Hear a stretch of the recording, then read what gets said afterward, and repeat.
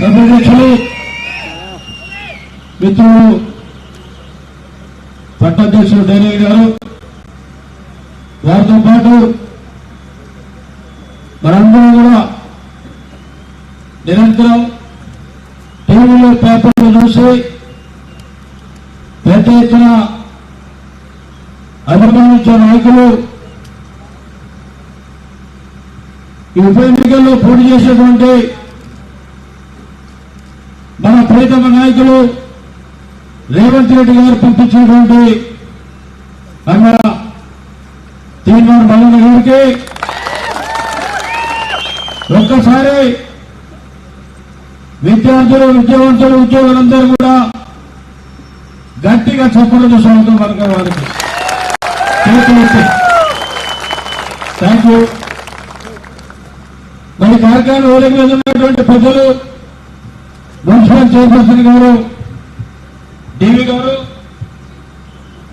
అదేవిధంగా అన్న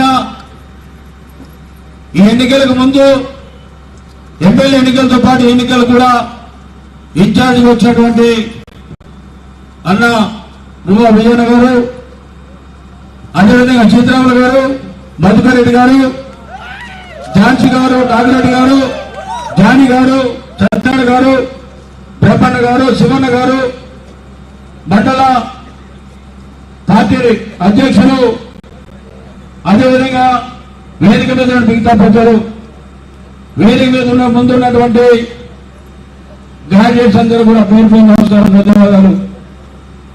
ఇప్పుడే చాలా మంది చెప్పారు, మల్లన్న గారు పేదల కోసం పోరాటం చేసే వ్యక్తిగా పెద్ద పేరు తెచ్చుకున్నటువంటి గొప్ప నాయకుడిగా మనందరం కూడా గుర్తించాలి. ఎందుకంటే వారు ఏమి లేకుండా సరే ఒక పేపర్ ద్వారా, ఒక మీడియా ద్వారా అధికారులని ఆదరణ తీసుకొని ఎవరైతే సమస్య మీద వచ్చి మళ్ళా నాకు ఇబ్బంది ఉంది, తహసీల్దార్ ఆఫీసులో పనిచేస్తుందని చెప్తే వెంటనే స్పందించి వారిని వెంటనే పరిష్కరించే గొప్ప గుణం ఉన్నటువంటి వ్యక్తి పెద్దలు మల్లన్న గారు చెప్పి మనందరూ కూడా గుర్తు చేసుకోవాలి. అదే కాకుండా ఒకటి, దేశంలో కానీ రాష్ట్రంలో కానీ పెద్ద బడా భూసా ఉన్నటువంటి రాజకీయ నాయకులు ఉన్నారు. మనకి వారికి ఉన్న ఆస్తుల్ని ఎవరు కూడా ప్రభుత్వానికి ప్రజలకు సహజత్వం చేయలే. మన మల్లన్న గారు మాత్రమే తనకున్న ఆస్తిని ప్రభుత్వానికి అప్పచెప్పి ప్రజల సొమ్మని చెప్పించిన గొప్ప వ్యక్తిగా మనందరూ కూడా గుర్తుపెట్టుకోవాల్సిన అవసరం ఉంది.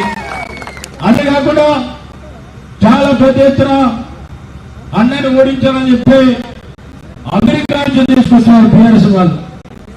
రాకేష్ రెడ్డి గారిని అమెరికాలో పెద్ద చదువులు చదివారు, ప్రజల్ని బాగా చూసుకుంటారు అని చెప్పి మధ్యాహ్నం పెద్ద ఎత్తున పగడబాలు పలికినటువంటి కేటీఆర్ విజ్ఞప్తి చేస్తా ఉన్నా.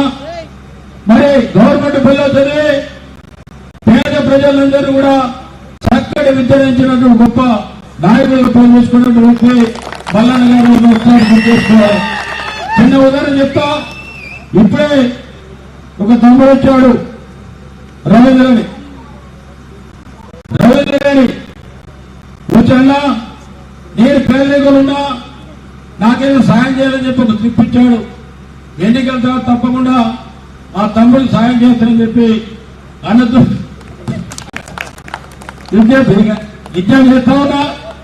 రేపు 27 తారీఖు జరిగే ఎన్నికల్లో తీర్మార్ మల్లన్న గారిని మన జిల్లాలో పెద్ద ఎత్తున, అంటే మన 3 జిల్లాల ఉంది మన నియోజకవర్గం, మైపాడు, ఖమ్మం, కొత్తగూడెం జిల్లాలో ఉన్నటువంటి డిగ్రీ హోల్డర్స్ అందరూ కూడా మల్లన్న గారిని పెద్ద ఎత్తున గెలిపించే బాధ్యత తీసుకొని మొన్న కూడా ప్రతి మండలంలో మీటింగ్లు పెట్టుకొని అన్నది ఏ విధంగా గెలిపించాలి, గ్రామంలో ఉన్నటువంటి ఎవరైతే గ్రాడ్యుయేట్స్ ఉన్నారో ఐడెంటిఫికేషన్ చేసుకుని 27వ తారీఖు అందరూ కూడా తోలుకుపోయి బూత్లలో ఓటేపించే బాధ్యత తీసుకోవాలని చెప్పి మన ఊరంగా చెప్పడం జరిగింది.